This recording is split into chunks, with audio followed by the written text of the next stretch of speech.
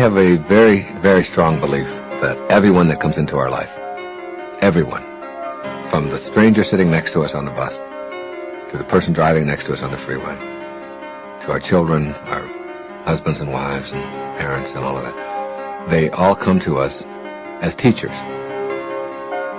And that the key to being effective and awakening in our lives is to be students rather than teachers. To see them all as someone who has something to teach us, otherwise they wouldn't be there. You begin to look at it that way. You take away some of your supercilious attitudes and your holier-than-thou, better-than somebody else, elitist kind of thinking, and you begin to look at what does this person have to teach me. In all my traveling all over the world, if I'm in Istanbul and I meet a beggar standing there with one arm and one leg, I know that that person has something to teach me, that they're in my life for something, whether it's, and I can learn something from that person. And it may just be to be a little more generous and to give a little more, or it may be to just give a smile or to be loving or whatever, but there's a lesson there for us. The fact is that most of us in our culture define who we are and how well we're doing, and even our very humanity, on the basis of some very artificial criteria. Those criteria, most of the time, are considered by people in our culture to be the ultimate. And they are things like success. How much success do I have? That is, how much money am I making? How much stuff comes into my life? How many accumulations am I able to get? And there's certainly nothing wrong with that. But as a criteria for your very humanity, it's a very low point. It's a very shallow place to determine whether or not you're living the kind of life that you're capable of living. Another one is performance, which we tend to laud in our culture and to almost worship. I'm number one. You see it all the time. People making a contest out of life, and performance being measured in terms of how far I get and what position I achieve in life or what awards I have granted to me or whatever. And the other is achievement. How far have I gone in my profession? How am I looked at by my peers and by other people in terms of my grades and my position on the ladder of success within a given corporation, things like that. These are almost like the ultimate in our culture, in the business world, in the educational world, in the entertainment world, whatever. We're always talking about success, achievement, and performance. What has happened for me, and what has happened for a lot of people, particularly in some of my recent books and tapes and so on, is that after you live this life for a while and you find yourself achieving a lot of things and performing at a very high level and being labeled a success by all of the external standards, you soon discover that there's an emptiness to that, that there's more to life than just being able to do that. That emptiness and that shallow feeling, and that it's just sort of almost like a selfish pursuit of gratifying one's ego and proving that we can accumulate as much stuff as we can, and success isn't any longer measured in terms of how we serve others, but in terms of how much I get for myself. And our goals become obsessions, not that we need any more, but that we've fallen into this trap of believing that we have to accumulate more, we have to get more, we have to perform at a higher level.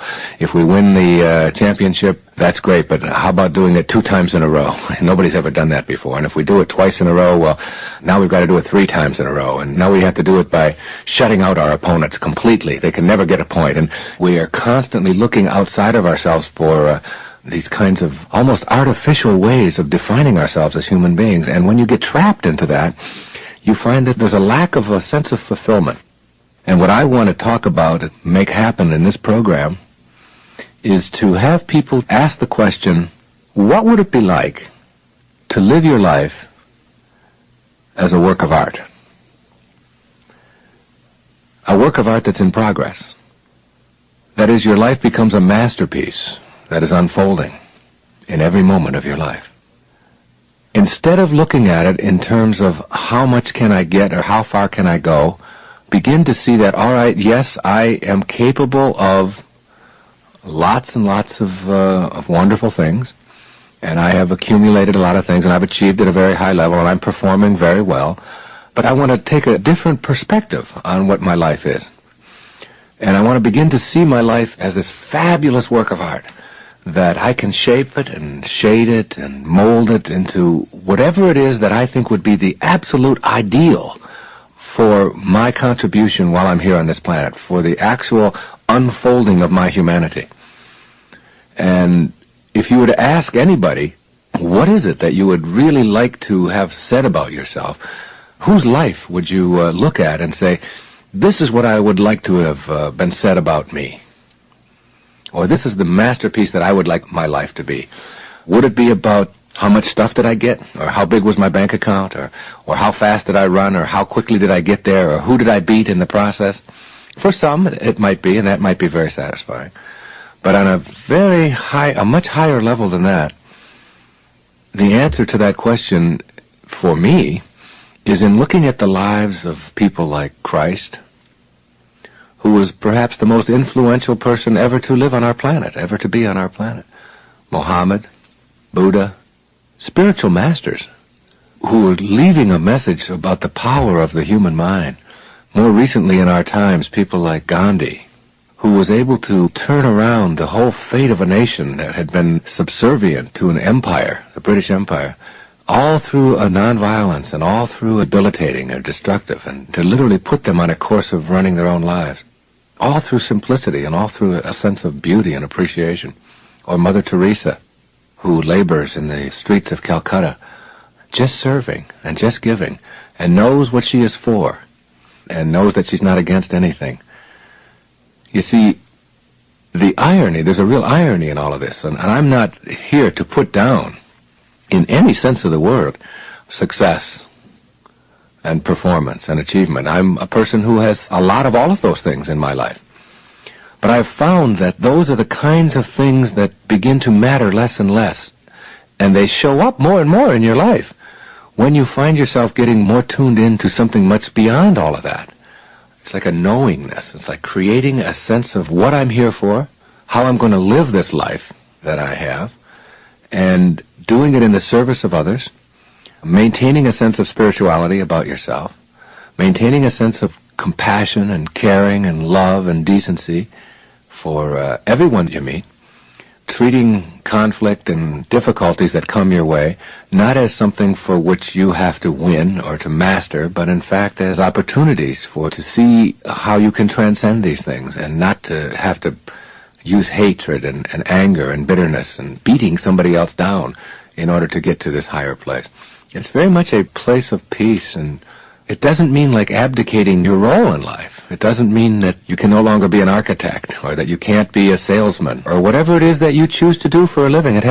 It's much beyond that. It's the way that you are, not what you're getting out of the way that you are. It's that wonderful work of art that your life becomes, that you begin to see that I can make my life unfold exactly the way the universe unfolds, with a real sense of perfection and harmony and peace for myself. And the more I do that, the paradox is that all of the things that I chased after so hard and so diligently show up in your life just the right amounts.